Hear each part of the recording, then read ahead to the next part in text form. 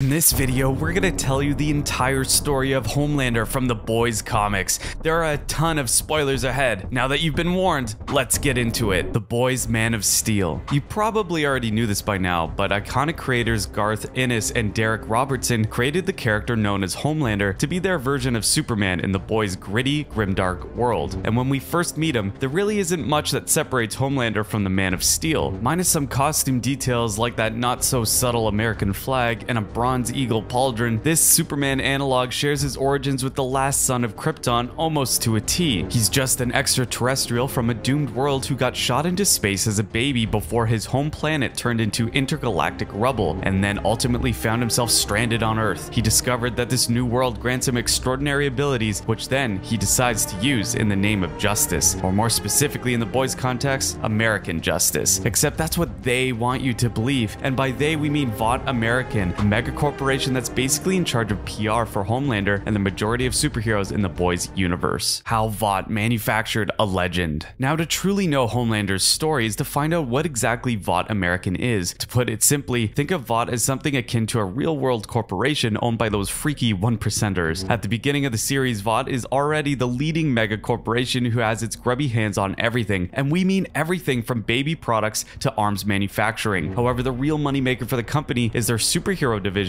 which can be basically explained as their very own IP farm that extends to all branches of their affairs. Some decades before the start of the comic series, however, Vought American was in pretty much dire place. Back in the 70s, the company primarily focused on their arms manufacturing division. They became the US's main weapons contractor during the Vietnam War, and boy oh boy, it did not go well. You see guys, Vought American is eerily similar to real-world corporations in that they'll do everything, and we mean everything, to save on costs and lower their overhead. Back in World War II, they made planes for the US that were so shoddy that they ended up killing more pilots and American soldiers than they did the enemies. During the Vietnam War, or at least the Boys version of it, the US's glaring loss to Vietnam was mainly attributed to the super crappy weapons that Vought provided the army. Using cheap materials and shoddy manufacturing methods, Vought American ended up supplying the US military with guns that didn't even fire. As a result, those hardy southern communist rebels had their way with the Yankees, even ultimately resulting in the US Army getting dunked on so hard that the news outlets started calling it the second Little Bighorn. And when Robert F. Kennedy condemned Vought American's incompetence, the entire company pretty much had its days numbered. That is until one Dr. Jonah Vogelbaum, a war criminal who used to be a scientist for fascist Germany back in World War II, formulated a drug called Compound V to finally realize Vought American's dream of incorporating superheroes in military warfare sometime in the late 20th century. So of course Vought fast-tracked this and will ultimately lead to the birth of one of the Boys' most maniacal characters, Homelander. Right at the onset, the company proceeded to cut corners, as they're known to do, and started testing Compound V on humans. One of their test subjects was a pregnant woman with a mental condition, or in Vaught's view, the perfect test subject. Having gotten a hold of this woman, Vogelbaum and company started pumping the lady with Compound V in hopes of altering her baby in utero to turn them into one of Vaught's American superheroes. Plus, they also infused the fetus's DNA with genetic matter from Stormfront, a superpowered war criminal developed by the same people who are now running Vought. This all worked too. You might even argue it worked too well if you're a Vought company man, because the baby immediately exhibited superhuman abilities the moment the woman gave birth. Specifically, it was a baby boy, and it started floating and blasting everyone in the Vought delivery room with laser eyes the moment he popped out of his mother. In fact, this early Compound V experiment was so successful that the baby even did the company's job for them right from the start. That is to say, he killed everyone in the delivery room, which is basically Vaught's way of eliminating any witnesses. As for his mom, well, we never hear from the lady again. It's assumed the baby Homelander melted her with the laser eyes after squeezing him out of her womb. In any case, Vought American now had their own prima product, a superhero all their own, and that is how Homelander was born. Little Homelander's upbringing. With the successful production of what would be their finest product, Vought American of course proceeded to make sure that the baby would be absolutely top shelf when they make him available to the public. During his early years, the company continued to inject more of that superpower juice into the baby in order to fully develop the product. It's at this point too where Vought American gave the baby a name, Homelander. There was no secret alter ego or anything. That comes much later when the company's PR machine starts rolling out. Vought American didn't treat little Homelander as a human. He was a product, and a damn expensive one at that. And by the time he was fully mature, which came in just a few years all thanks to Homelander's accelerated aging due to Compound V, he basically had the powers of OG Superman. You know, the whole faster than a speeding bullet and all that. Except Homelander's sort of better than Superman in that he doesn't pass out when you show him glowing green stones. If there's one weakness to this character, it's the fact that he's kind of an idiot, and you'll find out more about this soon enough. So at this point, it's time for Vought to launch their line of superheroes. Homelander makes his debut. Homelander debuted along with the original lineup of the Seven, and this is where Vought American's PR machine started to churn out all of that delicious fake backstory for the guy. As opposed to the truth, the company made the public believe that Homelander was, like Superman, the last of his kind, a superpowered man from another world here to save Earth. They even fabricated an alter ego for him, John Gilman. Other than that, you already know the gist. The whole shtick was a cracking success for Vought, so much that the general public's negative perception of the company changed seemingly overnight. After Homelander and the Seven's debut, they basically became the Beatles of the boys universe. And before you ask, no, they weren't even doing anything super heroic either. This was just a good old-fashioned advertising, the kind of Don Draper would be very proud of. Vought basically raised them to be poster boys of this new world order full of superpowered individuals. In fact, Homelander and the Seven were so inept at the actual superheroing part of being superheroes that one of the earliest missions was an absolute tragedy at best. If you've seen the TV show, remember that plotline where Queen Maeve has a video of Homelander willingly killing a bunch of people on a plane? Well, the comic book version of this is so much worse. We hope you're ready for this. In the books, instead of getting a bunch of random people on a random flight killed, this plotline was actually set during 9/11. Yeah, 9/11. Back then, the military was able to determine that the second plane was going to hit the Twin Towers and it could be diverted to prevent more casualties, so they tried to come up with a plan to do this. This was until Vought American convinced them that this would be the perfect opportunity to showcase their shiny new superheroes in action. It's good PR. Homelander can fly in and shoot lasers out of his eyes. The Seven had this. What's the worst that could happen, right? Remember, Vought raised Homelander and the Seven much like K-pop stars. They were meant to be celebrities, not actual rescuers. Add the fact that Homelander is an honest-to-goodness moron because, come on, he was raised in a lab and pumped full of drugs the whole time, and you have yourself a recipe for disaster. So here's what happened. Homelander tried to save the people on the plane by opening the doors at high altitude, which instantly killed almost everybody in it due to oxygen deprivation. Whoops. Then Homelander acted like a total quitter and basically went, screw this, I'm going home. But he comes back after a bit to finish the job, and by finishing the job, we mean killing the remaining passengers instead of, you know, doing the opposite of that. In his second rescue attempt, Homelander tried to divert the plane's trajectory so that it wouldn't hit the building. To do that, he flew through the aircraft's tail and severed it in half, which worked, but then the plane did a nosedive through the Brooklyn Bridge, killing the passengers along with the people there instead of the ones on the World Trade Center. Oh, and the ensuing chaos got one of the Seven's members, the speedster, Mr. Marathon, killed when he hung onto Homelander as he flew through the plane. Of course, much like in the TV show, Vought American covered this up afterwards. Priorities, people. Vought had to sell some of Homelander-themed merch after all. Suffice it to say that Vought, Homelander, and the Seven coerced and bribed their way to becoming the most recognizable celebrities in the world of the boys. Homelander goes Hollywood. Eventually, Homelander became a household name along with the Seven. As you'd expect from A-list celebrities, you can bet that Homelander got into some shady stuff behind Vaught's closed doors. One of the most striking examples of this scumbag behavior came during Starlight's induction into the Seven. Believe it or not, the TV show softened the blow when they showed the Deep going all Hollywood exec on Starlight and forcing himself on her at the beginning of the story. Because much like the whole plotline about the plane, what happened in the books was way more disturbing. Instead of just having Starlight audition for the Seven by having the Deep abuse her, the comics had A-Train, Homelander, and Black Noir also involved. And we won't say any more about that because it's just so messed up on so many levels. Afterward, Homelander would lead a meeting between himself and the rest of the Seven, of which the poor, newly minted Starlight is now a full-fledged member. But they're not there to talk about superhero work. They're there to discuss merch royalties, because this is all business. During this meeting, Homelander would catch A-Train harassing Starlight, so afterwards he proceeded to reprimand his fellow Seven members by giving him a punch to the gut, telling him that the boardroom was no place for their personal activities. Now, one thing you should know about the boys' comics is that Homelander and the titular anti-superhero group had already been beefing with each other prior to the start of the series. This all stems from the fact that the Butcher believed that Homelander forced himself on his wife in the past. And as for Homelander, well, he has no recollection of ever abusing Butcher's wife or about any of the atrocities he committed in the past. All he knew at the time that he was receiving incriminating photos from an anonymous source, all of which showed him getting into some extremely graphic stuff, but more on that later. So it's safe to say that Homelander was already power drunk and delusional by the time the series' present day rolled in. Hey, that's what happens when you're basically a super-powered baby raised as a celebrity all your life and then promptly blackmailed for crimes that you just don't remotely remember. In the present, this war between Homelander and the boys was currently under a sort of ceasefire, but that won't last for long, as he and the Seven received news that another bot-produced superhero named Kix was outed to the public for his perverse activities as a form of a smear campaign against the company. Homelander and the Seven start to think that it's the boys making moves against Vought again. However, they table the conversation for now, and he sets his eyes on Starlight. This time, he starts reprimanding the new Seven member for her conservative costume. Remember, Vought American and the Seven are all about PR, so Homelander forces her to change into something more revealing to, well, up the sales on Seven-related merchandise. Starlight ultimately does as she's told, and the rest of the Seven treat her all the worse for it. Later, Homelander would make a private conversation with James Stitwell, a Vought rep, who is pretty much serving as the Seven's PR guy and fixer. They talk about another attack against Vought, which involves this whole deal about a politician in their pocket named Vic reneging on the deal they had with Vought because of the boys. Homelander surmises this to be another salvo by their sworn enemies. In the end, he pressures Stitwell into finding more about what their enemies are up to, but he ends up losing patience and calls for a meeting with Butcher himself. Shortly after that, they come face to face, and Homelander basically accuses Butcher of breaking the ceasefire between them and asks him why he's on a crusade to take down Homelander, the Seven, and Vought as a whole. Butcher falls quiet when he hears the question, but Homelander listens to his heartbeat with his super hearing and surmises that he probably wronged the man in some way before. Remember when we told you about Butcher believing Homelander abused his wife back then? Yeah, this is all about that. At this point, the boys, mainly Huey, also discovers Homelander's true origin, not to mention all the other Vought-produced superheroes, specifically the Seven, Homelander included, were the only superheroes purposely bred, which explains why they're a cut above the rest of the other superheroes. All the others were just happy money-making accidents for Vought. In addition to that, they even find out how Vought PR machine worked, about how Homelander would always commit atrocities when fighting criminals, after which the company would just go and cover it up and put a nice little spin on it. All of that in the name of making a buck. And the ultimate goal for Vought? Well, it's to monopolize superhero production for America and ultimately the world. Back at the meeting, Homelander continues to taunt Butcher and prod him about what drove him to basically become a superhero headhunter, thinking that this would intimidate the man, but it doesn't. In fact, Butcher's pet bulldog Terror pees on Homelander just to spite him. Homelander almost kills Terror with his laser eyes, but Butcher basically tells him that a total weak sauce move and he'll be sure to use it against him if he did that. All Homelander can do in that moment is take the L with his musty spandex leg as Butcher and good boy Terror make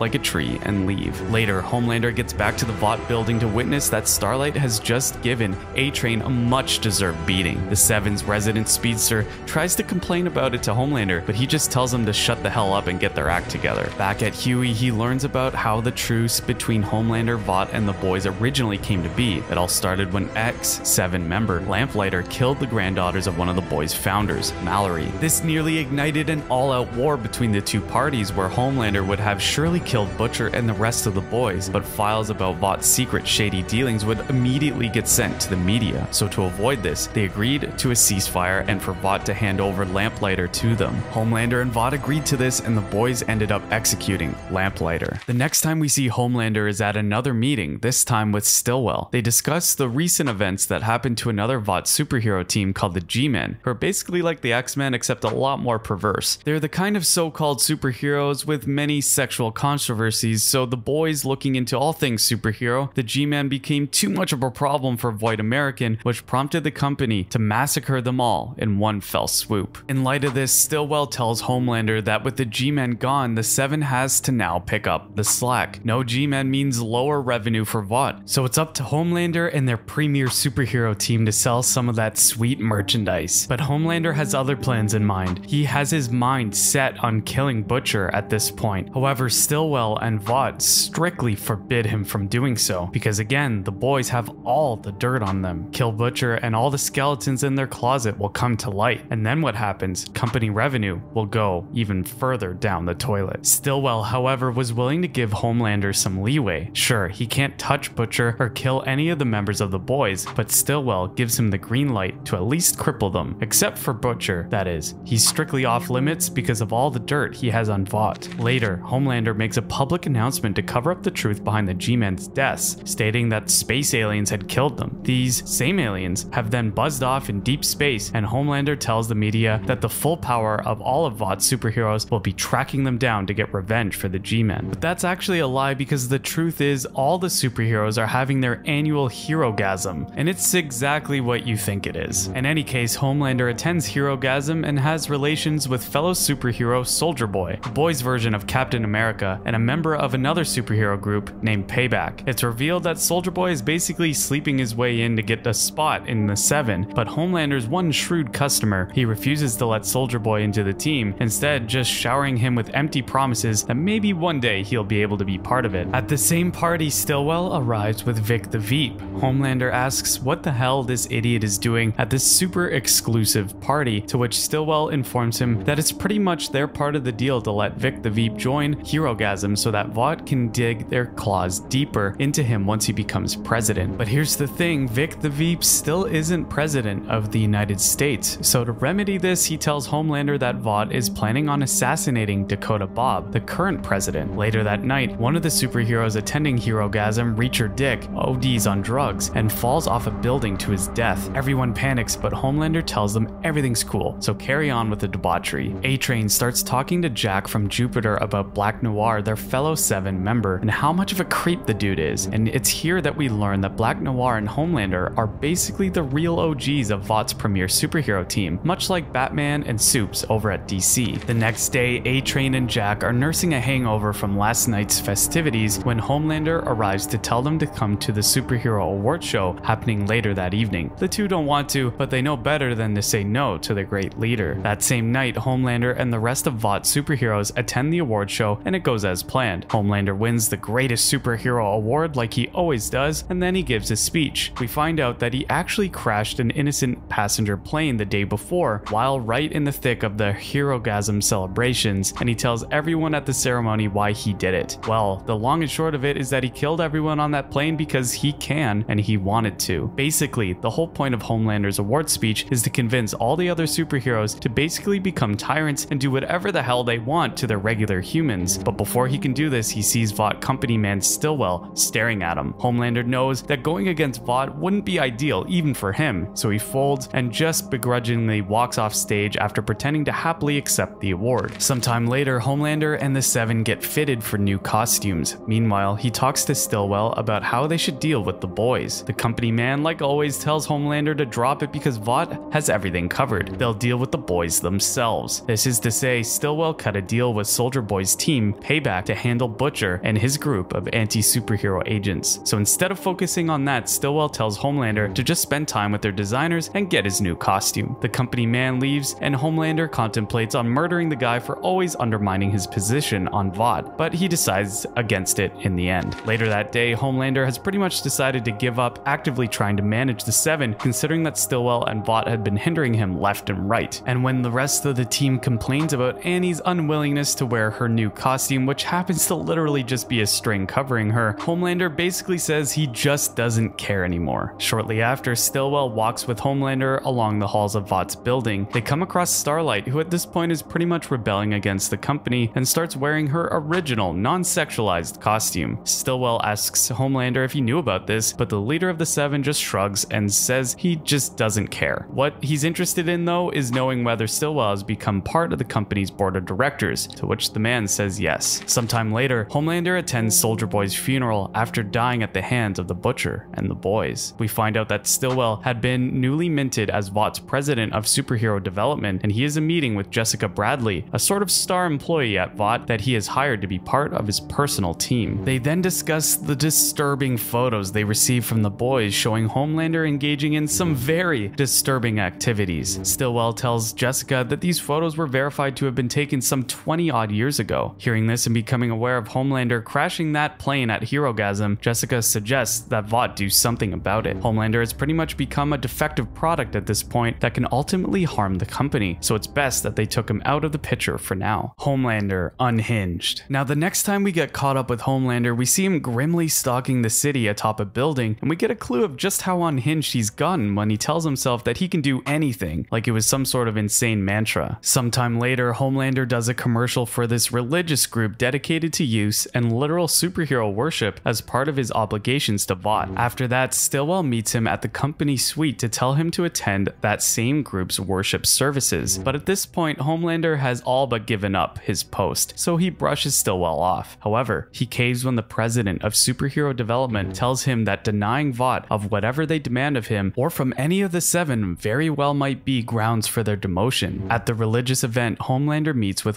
Father, yeah, that's really his name, the head of the congregation, and tries to draft him into Homelander's cause, which is to pretty much form a rebellion against Vought and allow superheroes to embrace their desires as gods walking among men. Later that day, Starlight, another 7 member that Stillwell basically forced into attending the event, does a speech about what it truly means to have faith and principles. Homelander and Father listen to her on the sidelines. The leader of the congregation thinks that Starlight's a dummy for being so naive and believing that the whole superhero ideal exists in the real world. Homelander tells him that Starlight truly believes that even in spite of all the abuse he and the 7 put her through, and asks Father if there are any superheroes like her in the world. Father tells him, nah, she's pretty much the only idiot that believes that. Hearing this, Homelander smiles and realizes that his plans can be pulled off much easier without heroes like Starlight around. Homelander then tells Father about Vought's plans to monopolize superheroes in the military, even if it means going against the US government itself, and asks him how many supes Father thinks will be on board for this. The congregation leader tells Homelander about half of the superhero community would probably fight on Vought's side, which prompts Homelander to ask Father to call on all his superhero connections for a meeting about his own plan of breaking away from the company. During their break, Homelander talks to Starlight and surprisingly compliments her about how she's able to go against Vought's wishes, then pretty much telling himself that no superhero should be Vought's lapdog. Starlight tells him that she's thinking of quitting the 7, and Homelander takes this opportunity to take another jab at her as he basically mocked Starlight for wanting to give up her position after everything she did. Homelander then jokingly tells her that the devil made him do it, alluding to how he abused her before. Starlight loses her temper and asks Homelander if he feels good about getting his jollies from coercing other people to perform unspeakable acts on him. Hearing this, Homelander tells Starlight that he didn't make her do anything then, but he stops mid-sentence when he suddenly remembers the damning photos that he received from Butcher. This throws Homelander off, and he ends up telling Starlight to just take the night off. That night, Homelander conducts the finale of the event where he flies off with a family of regular humans who won a raffle to have dinner with him. And just as Homelander took to the sky, so did all the other superheroes in America as they prepared to head for the meeting that Homelander mentioned to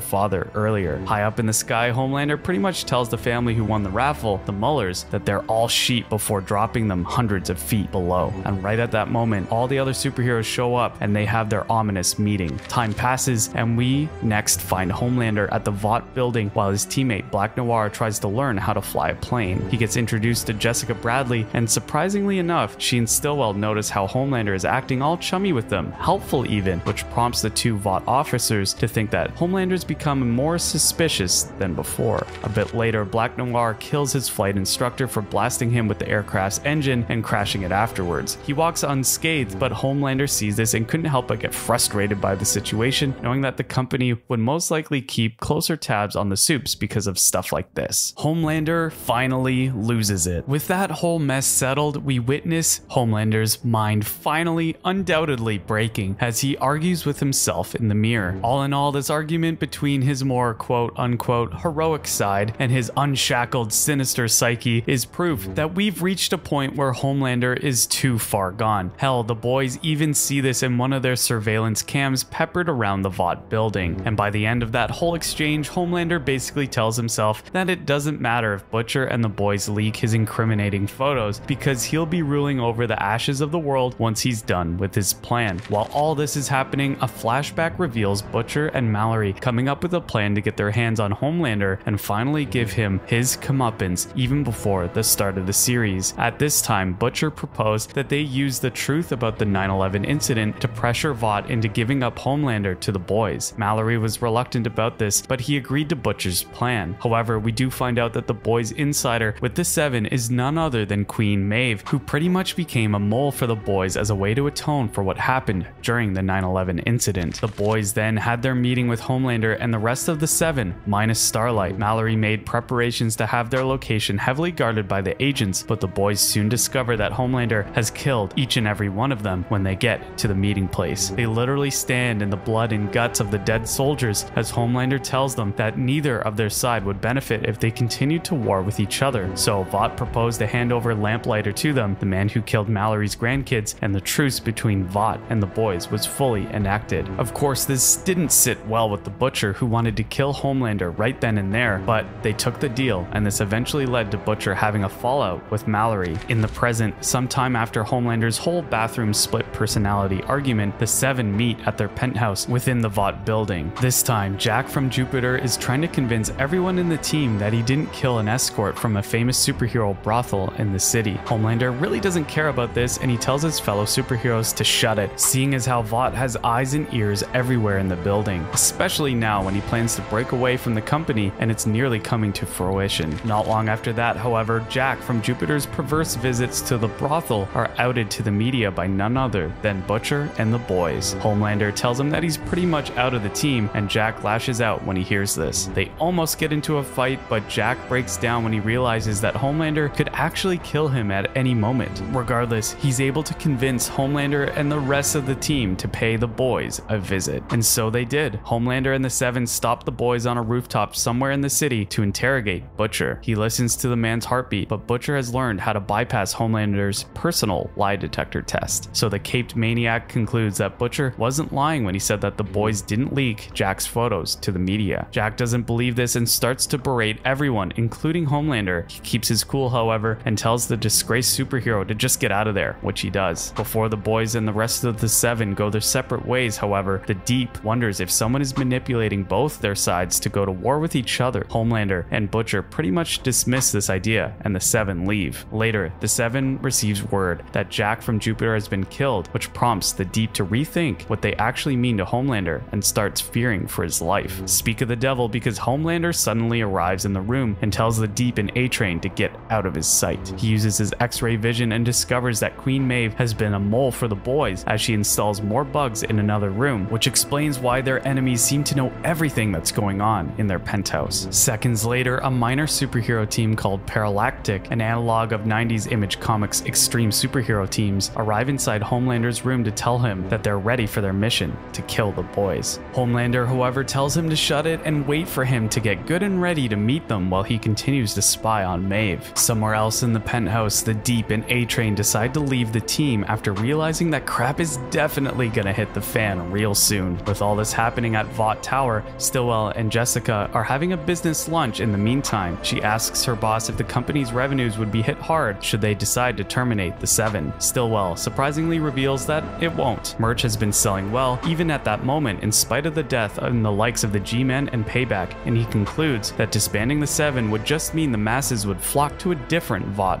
IP. Hearing this, Jessica asks Stillwell how they should deal with Homelander if that were to come to pass, especially now that they know how unstable he's become. She suggests using a nuclear bomb to kill Homelander, but Stillwell reassures her that Vought has safeguards in place when they decide to take out Homelander permanently. Not long after Paralactic's meeting with Homelander, they proceed with their assassination attempt on the boys. However, Butcher and his crew easily dispose of them and interrogate their last surviving member, Stopcock. And no, we're not kidding with that name. Stopcock reveals that Vought ordered them to kill the boys before activating his self-destruct sequence. Butcher and his crew survive the blast easily and wonder why the company sent these D-listers to do them in instead of the Seven. Butcher then makes precautions to conduct a preemptive strike against Homelander and Vought. In addition to that, Huey also reveals to the team that he's discovered files containing evidence that Homelander once tricked Queen Maeve into having relations with Black Noir, which is probably one more reason why she's helping the boys. Shortly after, Butcher orders fellow boys members Frenchie and the female to infiltrate Vought Tower and get to the bottom of things. They do so and start wreaking havoc in the company's building. Back at Vought Tower, Homelander is on the phone finalizing his plans of breaking away from Vought completely and tells the other person on the line that the plan will start in Washington, D.C. He ends the call and declares that tomorrow is going to be the dawn of a new era before, for a brief moment, realizing the gravity of the situation. He can't help but throw up and regret his decisions, even if it's only for a second. The next day finally arrives and hordes of superheroes storm Washington, D.C. from the Pentagon to the White House, each with the goal of destroying the status quo and ultimately making humanity bend to the will of the superhumans. They're superior in every way. Back at Vought, Frenchie and the female face off against the superheroes superhero group Team Titanic, while Stillwell and Jessica attempt to make a run for it. The two boys members manage to kill a couple of them, but were ultimately overpowered. However, Stillwell tells everyone to stop fighting and requests to meet with Butcher. Frenchie asks the president of superhero development why Vought sent Paralactic to kill them, but Stillwell firmly denies this. In fact, he correctly surmises that beyond the recent assassination attempt on them and this altercation in Vought Tower, someone else is trying to pit Vought and the boys in an all-out war with each other. He then calls for a new truce between them. Somewhere else in the building, atop the penthouse of the Seven, Starlight prepares to permanently leave the team. She tries to convince Team Maeve to come with her, and it works. However, Homelander appears just when they're about to leave. When Queen Maeve tells him that they're quitting the Seven has nothing to do with Homelander's secret plans to overthrow both Vought and the government. However, the crazed superhero tells her that this is different. This is personal. This is about Maeve betraying Homelander for the boys. She realizes that there's nowhere left for her to run, so she hurls Starlight out of the Vought building to get her as far away from Homelander as possible. Hell, she even used one of her fanboys as a human missile before saving Starlight. In the end though, Homelander punches Maeve's head off with a single strike that ends her life. Somewhere else, Stillwell manages to get Butcher on the phone and tells him that their whole recent run-in with each other was orchestrated by Homelander. However, he's not entirely sure what the insane superhero's goals are. Stillwell thinks that Homelander is attacking Washington, D.C. in the name of Vought, but regardless, this isn't what the company was aiming to do, so he tells Butcher and his team to stand down while Vought personally deals with their wayward superhero. However, Butcher has other ideas. He tells Stillwell that if Frenchie and the female aren't returned to him in an hour, he's gonna personally kill him. In any case, Butcher drops the call and tells fellow boys members Mother Milk to release all the dirt they have on Homelander and Vought to the media as he prepares to head to DC. But remember, Butcher wants nothing more in this world to have revenge on Homelander, so there's no way in hell he's gonna let Vought take that from him. Shortly after all that, Homelander suddenly appears just outside Stillwell's office. The company man knows what the crazed superhero is about to do and requests that Homelander kill him quietly. Homelander then does this whole classic villain bit where he tells Stillwell about all of his plans. He mentions that what he and all the other superhero cronies are doing at DC isn't for Vought, it's actually just for him, because Homelander knows that Vought was planning to replace him and the rest of the other supes should the company successfully seal the deal with the US government to monopolize superhero production and become the country's sole defense contractor. Homelander keeps prattling on, but Stillwell pretty much tells him to shut his mouth, not to mention that the whole attack on DC is one of the stupidest things he's ever heard. And at this point, we get to see just how much of a master manipulator Stillwell really is as he taunts Homelander to kill him again and again instead of forcing him to listen to the superhero's empty threats. Plus, he successfully manages to push Homelander's buttons and play on his insecurity about wanting to get Stillwell's approval like a child desperate for daddy's attention. In the end, Homelander gets so angry at Stillwell that he doesn't kill the guy and instead tells him to watch what he'll do to DC before flying off, which ultimately proves Stillwell's point about Homelander's insecurities. Now back at Washington, the rest of Homelander's superhero co-conspirators have successfully taken over both the Pentagon and the White House. Butcher and Huey arrive in front of the White House too, which is now surrounded by Marines standing at the ready. Butcher manages to enter the White House alone to confront Homelander and finally get his revenge. However, he's on his way there. Huey receives a call from Mother's Milk to tell him that he's discovered something very disturbing. The end of Homelander. Remember Black Noir? Yeah, he's about to play a big part in this story. Mother's Milk tells Huey that Butcher might not find Homelander inside the White House. Hell, he might not even find Black Noir in there once he finds out the truth. Shortly after, Butcher finally makes his way to the Oval Office to find that Homelander has killed the President of the United States, who until recently was a position held by Vought lackey Vic the Veep. Now at this point, Homelander has become so insane that he starts lashing out with the mere mention of the word impressive. This doesn't faze Butcher though, even when Homelander tries threatening him. The deranged superhero continues screaming at the Butcher about how this was all his plan and how he basically deserves to rule the world and all of that. Hearing this, Butcher's none too impressed, and he basically declares that he's gonna pay Homelander back for what he did to his wife. All the while, Black Noir is just outside the office stalking Homelander and Butcher. Outside the White House, MM continues to tell Huey about his discovery regarding Black Noir, and it's all tied to Homelander. Back in the Oval Office, Homelander tells Butcher that he really has no idea what he did to his wife. He concludes that he probably abused and murdered her since that's kind of his deal, and just to drive the point home that Homelander has gone off the deep end entirely, he thanks Butcher Butcher for leaking his gruesome photos to the media, since it basically helped him realize his true calling, becoming the world's alpha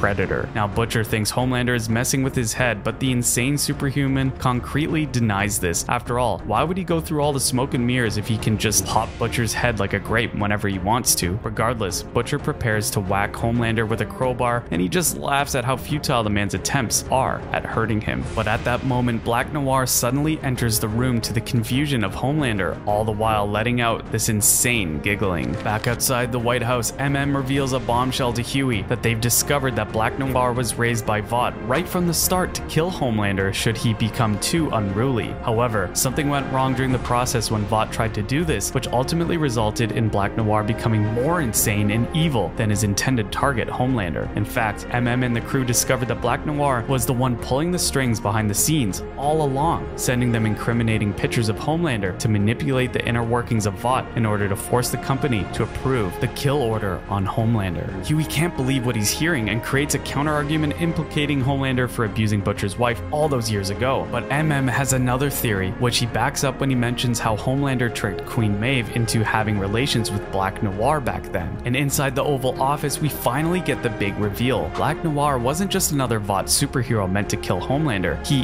is Homelander, or more specifically, he's a more evil clone specifically designed to take out Vaught's golden child if he ever becomes a problem for the company. This is the thing that Stillwell mentioned to Jessica earlier when they were having lunch. Vaught's very own, laser-precise Homelander deterrent. The unmasked Black Noir revealed to Homelander and Butcher that he used to put on Homelander's costume to commit various atrocities, record it, and use it as material to bring Homelander down. And if you can't tell already, the reason Homelander has no idea about forcing himself on Butcher's wife all those years ago is because he didn't do it. It was Black Noir. A shocked Homelander asks why Black Noir did all those things, and the clone simply tells him that it's all part of fulfilling his purpose as Homelander's killer. Basically, he pulled all those strings just to reach this moment when he can finally take down his target, the whole reason for his existence. Homelander can only reel at the revelation. He thinks that Black Noir gaslighting him ultimately led him to believe that he was damned right from the start, so there was no point in becoming a noble superhero. Butcher, however, tells Homelander that's no excuse for being as insane as he is. Outside, Homelander's superhero army gathers above the White House to face the US Air Force jets. They don't know that these aircrafts are loaded with missiles specifically designed to kill anyone who has Compound V in them, and the ballistics work like a charm as they eradicate the wayward superheroes all in one swoop. Back inside the White House, Homelander loses it and starts to lunge at Black Noir. He tries frying him with his laser vision, all the while blaming his clone for being the reason he became one of the most atrocious creatures on Earth. Butcher lets them fight as he avoids any stray lasers coming his way. Butcher ultimately decides to get out of there and goes back to the outskirts of the White House. All the while, the Air Force has just wrapped up killing all the superheroes turned against them at the Pentagon. The next time we see Black Noir, he's absolutely mauled. His entrails are hanging out and his skin is all burnt off. Even so, we see him carrying half of Homelander's torso, indicating that he's won his battle with Homelander and completed his lifelong mission. And with that came the end of Homelander and all of his insane plans to rule the world.